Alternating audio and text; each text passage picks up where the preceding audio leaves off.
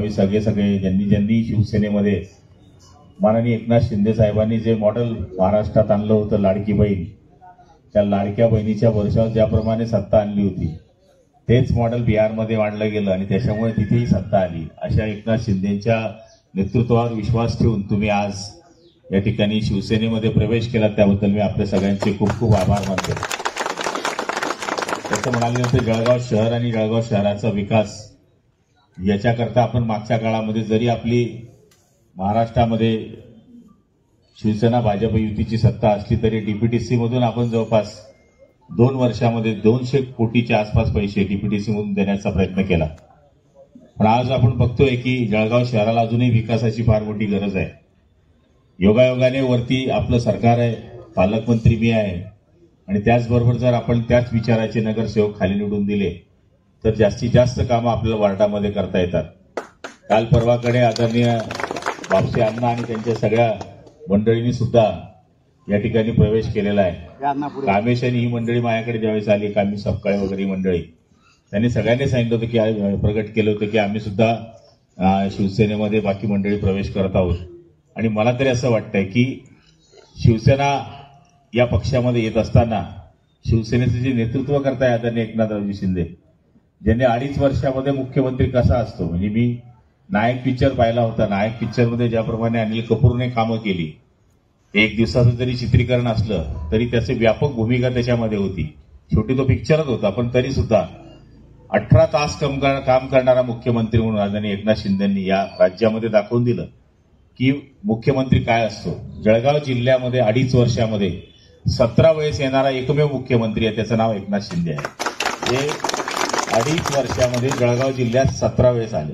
म्हणजे त्यांचे दौरे आल्यावर आम्ही म्हणायचो मुख्यमंत्री आहे की मंत्री आहे. सांगायचा अर्थ असा आहे की इतकं कामाचं लगन त्या माणसाचं आहे आणि त्यांच्या नेतृत्वावर विश्वास ठेवून आज विष्णुभाऊंनी सांगितल्याप्रमाणे या ठिकाणी आपण प्रवेश करत आहात, त्याबद्दल मी आपल्या सगळ्यांचे खूप खूप अभिनंदन करतो. आता खरं म्हणायला गेलं तर पहिले निवडणुका आता नगरपालिकेच्या आहेत. नगरपालिकेनंतर आपल्या निवडणुका जिल्हा परिषद पंचायत समितीच्या आहे आणि त्याच्यानंतर महानगरपालिकेच्या निवडणुका आहे. पण तरी सुद्धा 31 जानेवारीच्या आत सगळे निकाल लावून घ्यायचे आहे. म्हणून तुमची परीक्षा आता जवळ येते आहे. त्यामुळे कोणत्या वार्डामध्ये कोण कोण उमेदवार उभे राहणार याची लगबग प्रत्येक पक्ष करतोय. काही लोक आपल्याला गणतीतच पकडत नाहीये. पण मागच्या वेळेस आपण पाहिलं असेल की वन साईड सत्ता मिळाली. 57 सीट आपल्या मित्र पक्षाचे निवडून आले. आपले 14-15 आपले नगरसेवक निवडून आले होते. पण तरी सुद्धा आपण 15 नगरसेवकांच्या भरोश्यावर आपल्या परीने जी कामं करता आली ती करण्याचा प्रयत्न केला. आता सुद्धा आम्ही त्यांना सांगितलं की ती सन्मानाने महायुती होत असेल तर आमची कुठेच आडकाठी नाही, पण सन्मानाने होत नसेल तर आमची जेवढी ताकद आहे त्या ताकदीच्या भरोश्यावर आम्ही लढायला तयार आहोत. आणि मला तरी असं वाटतं की जिथे सन्मान आहे तिथे प्रत्येक गोष्टीला मान्यता द्यायची असते आणि जिथे सन्मान नाही, शिवसेना ही जन्माला आल्यापासूनच कधी निवडणुका लढण्याकरता आली नाही. ती समाजसेवेकरता जन्माला आली. 80% समाजसेवा आणि 20% राजकारण. आज आपण बघतोय की काही लोक जे प्रवेश करतायत ते आपल्या माध्यमातनं शिवसेनेमध्ये जे प्रवेश करतायत ह्याच विचाराने प्रवेश करतायत की आम्हाला या शहरामध्ये आमच्या शहराचा विकास करायचा आहे. आणि मला तरी असं वाटतं की हा विकास करत असताना आपण सगळेजण एवढ्या मोठ्या संख्येने, म्हणजे पुरुषांचा प्रवेश मी समजू शकतो, पण लाडक्या बहिणी एवढ्या संख्येनं आल्या याचाच अर्थ असा होतो की बहिणींना सुद्धा शिंदे साहेबांचं नेतृत्व मान्य आहे.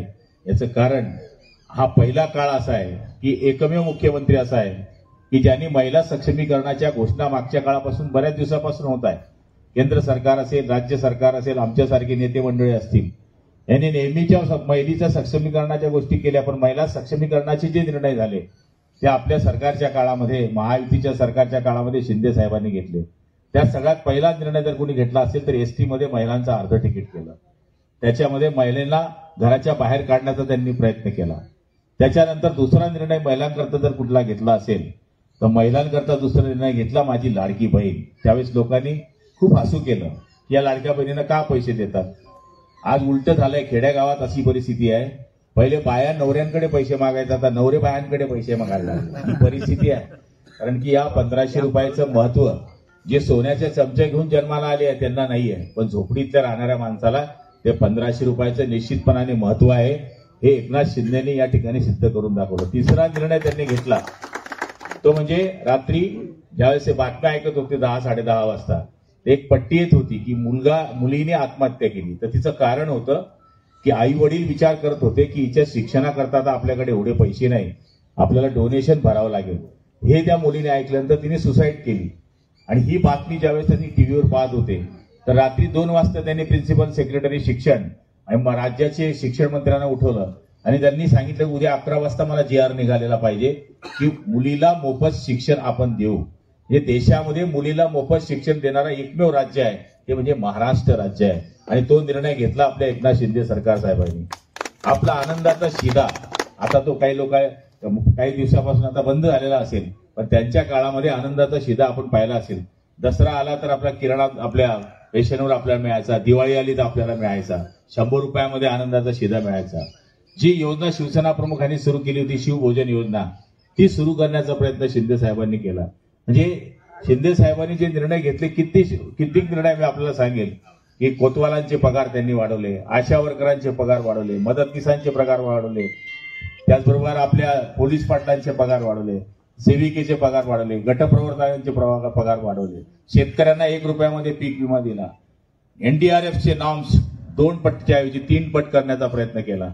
आणि विशेष म्हणजे रात्री 2 वाजता ज्यावेळेस ईर्ष्यावाडीचा डोंगर कोसळला, एकमेव मुख्यमंत्री की ज्याला SP सांगत होते जाऊ नका, कलेक्टर सांगत होते जाऊ नका, अंधार आहे, वरती टेकडी चढायची आहे, तुम्हाला BP आहे, पण तो माणूस रात्री मुख्यमंत्री असून सुद्धा 2 वाजता टेकडी चढून वरती गेला.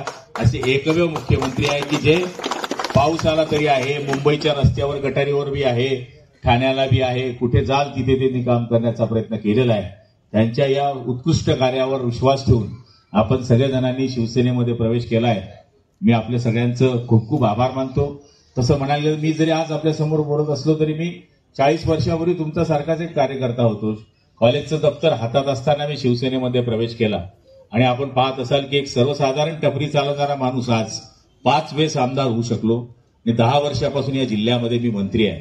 पण आमची पाय हे जमिनीवर आहे.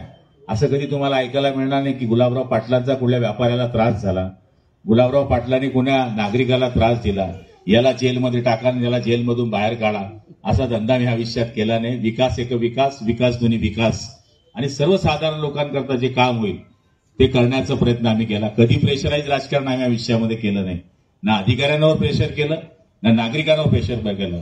मंत्र्याचा अर्थ हाच असतो, त्यातल्या त्यात पालकमंत्र्यांचा अर्थ हाच असतो की येणाऱ्याला वाटलं पाहिजे की आपण आपल्या जिल्ह्याच्या पालकाकडे चाललोय, आपण पालकासारखं वागून चालणार नाही. त्यामुळे निश्चितपणाने जे आमच्याकडनं होण्यासारखं आहे ते करण्याचा आम्ही प्रयत्न केलेला आहे.